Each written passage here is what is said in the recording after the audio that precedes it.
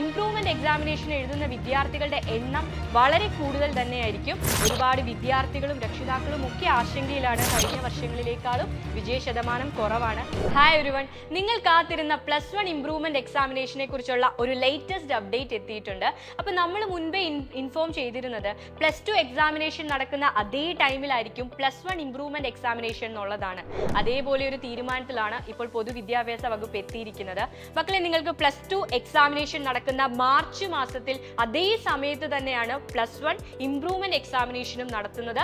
അങ്ങനെ ഒരു തീരുമാനമാണ് ഇപ്പോൾ വന്നിരിക്കുന്നത്. അതിന്റെ റീസൺ എന്ന് പറയുന്നത്, സാധാരണ കഴിഞ്ഞ വർഷങ്ങളിലൊക്കെ സെപ്റ്റംബർ മാസങ്ങളിലായിരുന്നു ഇംപ്രൂവ്മെന്റ് എക്സാം നടക്കുന്നത്. എന്നാൽ സെപ്റ്റംബർ മാസത്തിൽ ഈ ഇംപ്രൂവ്മെന്റ് എക്സാമിനേഷൻ നടത്തിയാൽ ഏകദേശം 15 അധ്യയന ദിവസം നിങ്ങളുടെ 15 ക്ലാസ്സസ് നഷ്ടപ്പെടും. കാരണം എക്സാമിനേഷൻ നടത്താനും അതേപോലെ അതിന്റെ ഇവാലുവേഷന് വേണ്ടിയിട്ടും മൂല്യനിർണ്ണയത്തിനുമായിട്ട് 15 അധ്യയന ദിവസങ്ങൾ നഷ്ടപ്പെടുത്താതിരിക്കാനാണ് ഇപ്പോൾ പുതിയതായിട്ട് ഇങ്ങനെ ഒരു തീരുമാനത്തിലേക്ക് എത്തിയിരിക്കുന്നത്.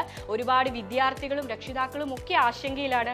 കാരണം കഴിഞ്ഞ വർഷത്തെ +1ന്റെ നമ്മൾ വിജയ ശതമാനം കൺസിഡർ ചെയ്യുകയാണെങ്കിൽ കഴിഞ്ഞ വർഷങ്ങളിലേക്കാളും വിജയ ശതമാനം കുറവാണ്. അത് മാത്രമല്ല, മാത്സ് പോലെയുള്ള സബ്ജക്റ്റുകൾ പല വിദ്യാർത്ഥികൾക്കും വളരെ പ്രയാസകരമായിരുന്നു. അപ്പോൾ ഈ വർഷം എന്തായാലും ഇംപ്രൂവ്മെന്റ് എക്സാമിനേഷൻ എഴുതുന്ന വിദ്യാർത്ഥികളുടെ എണ്ണം വളരെ കൂടുതൽ തന്നെയായിരിക്കും. അപ്പോൾ നിങ്ങൾ ഓർക്കേണ്ടത്, +2ന്റെ പബ്ലിക് എക്സാം ഉണ്ട്. അതേപോലെ ഫെബ്രുവരി മാസത്തിൽ നിങ്ങൾക്ക് ലാബ് എക്സാംസ് വരും, മോഡൽ എക്സാംസ് വരും. സോ ഇപ്പോൾ തന്നെ +1 ഇംപ്രൂവ്മെന്റിനായിട്ട് പഠിച്ചു തുടങ്ങിയില്ലെങ്കിൽ തീർച്ചയായിട്ടും നിങ്ങൾക്ക് നിങ്ങളുടെ മാർക്ക് ഇംപ്രൂവ് ചെയ്യാൻ സാധിക്കില്ല. +1ന്റെയും +2ന്റെയും മാർക്ക് ആഡ് ചെയ്യുന്നതാണ് നിങ്ങളുടെ ഫൈനൽ മാർക്ക് എന്നുള്ളത് മറന്നു പോകരുത്. മാത്രമല്ല, +2ന്റെ മാർക്ക് എൻട്രൻസിൽ ആഡ് ചെയ്യുന്നതിനാൽ സെക്കൻഡ് ഡബിളും ട്രിപ്പിളും ഇവാലുവേഷൻസ് വരാനുള്ള സാധ്യതയുമുണ്ട്. സോ നന്നായിട്ട് ഇപ്പോഴേ പഠിച്ചു തുടങ്ങുക.